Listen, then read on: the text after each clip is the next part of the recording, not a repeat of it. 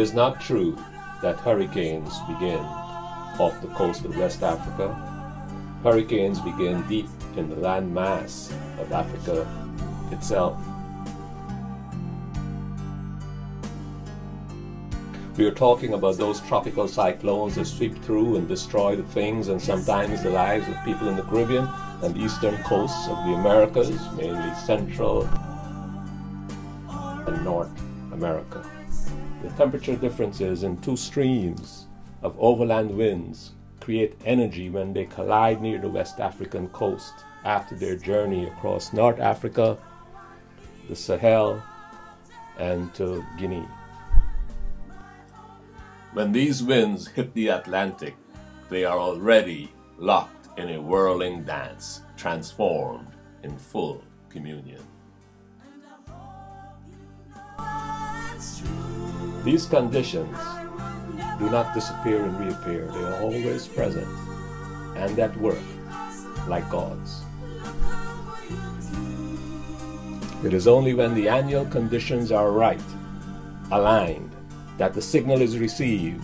The ocean currents moisturize and drive the cooler air into the vacuum, left by the rising, spinning air, warmed by the sun god, and now in full reverie.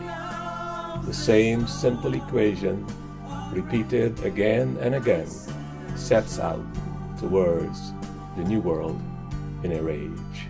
There was a time when these winds and currents played important roles in the global economy.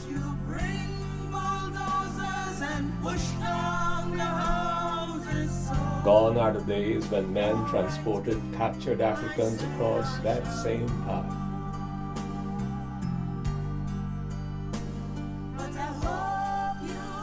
In ships powered by these same winds and currents, renewable energies, those dark bodies like the winds themselves came from the far reaches of Africa, collided forcibly at its coast for a journey across the unknown.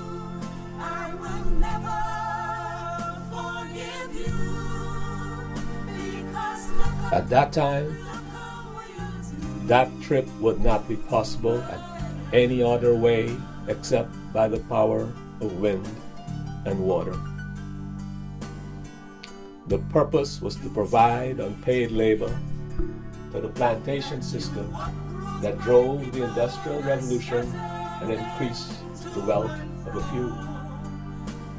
The Industrial Revolution and now the Technological Revolution came to provide more options and made almost obsolete the regular day jobs of these ancient forces, now relegated to a lesser form of energy, replaced by fossil fuels and machines with artificial intelligence.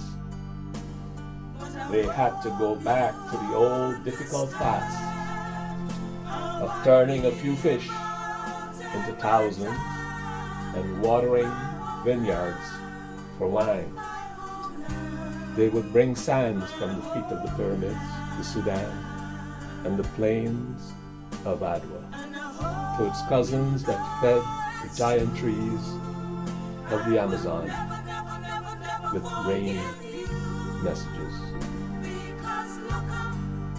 and compared science notes with the Mayan sands and those on Miami Beach too.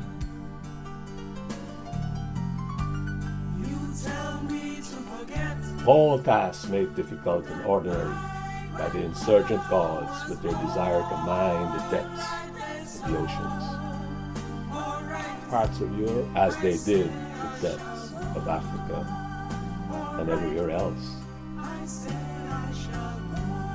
For ore they destroyed and destroy mountains that act as brakes for the power of winds and waves.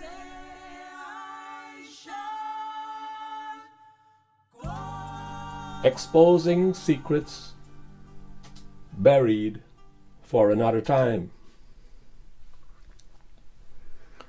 They are attempting to create their own rain, thunder, and lightning too. Imagine. all with the aim to be less dependent on and not subject to the whimsical methods of the aging gods, and more in control of their younger gods and their paper agents.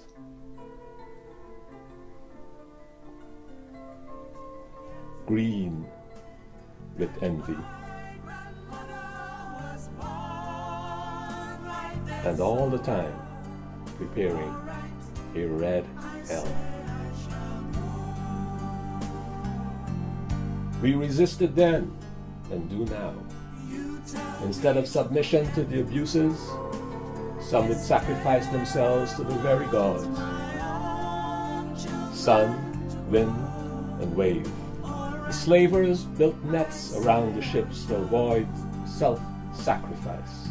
Sometimes the whole ship would be lost in the storms, which often served as cover for a mutiny. Slavers themselves would throw the dead or mutinous overboard as they sacrificed the bankers and insurers. That went on for 400 years. Asians were used to replace this now costly practice, and under a new guise of a contract that replaced the canon and the canon. And it's the same in Asia.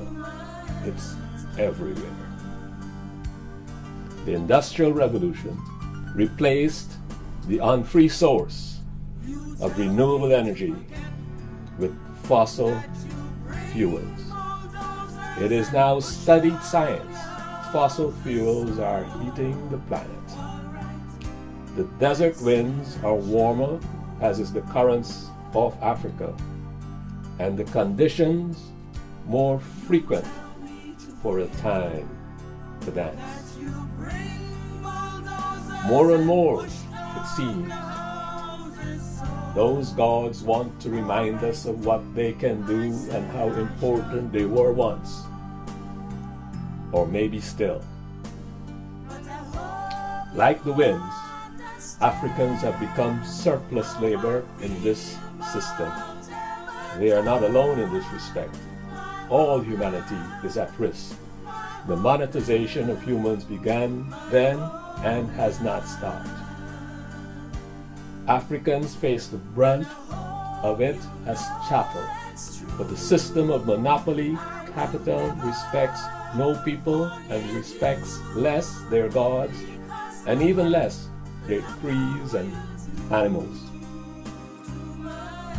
and even its own gods have been quoted out of context to ensure exploitation continues and tides roll in.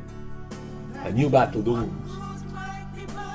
That these new gods begin to heat the planet and discarded gods find conditions conducive to dance and whistle and for sacrifice. Our dances too reflect this history, winding and grinding on each other while DJ is calling us to find something and wave.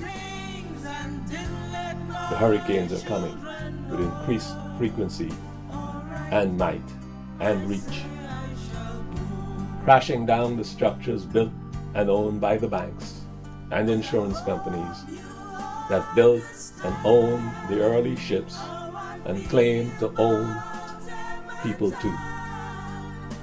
It is terror. That collateral damage and the proverbial innocent have no special place. No one is innocent, really, because we have all at some level acquiesced. Some coerced into something we know to be wrong and unworkable. Nowhere this plan works for the majority of humans and other living things. To forcibly command and squeeze energy out of other humans and into capital.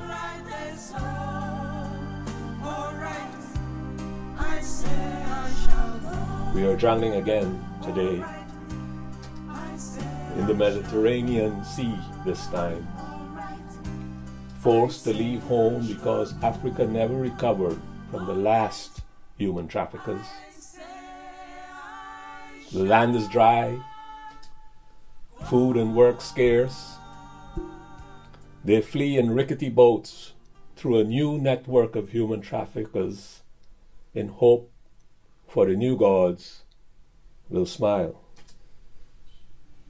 Parts of Europe have begun to build monuments to the old gods, but conversion may be only for personal survival, as was its invasion of Africa, the Americas, and everywhere.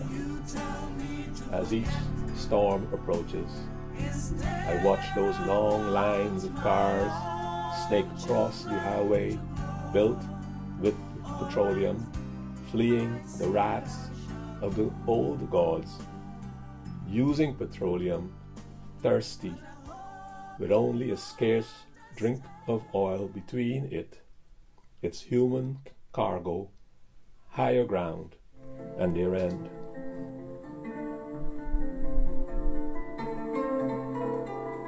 And across lands long stolen and gentrified.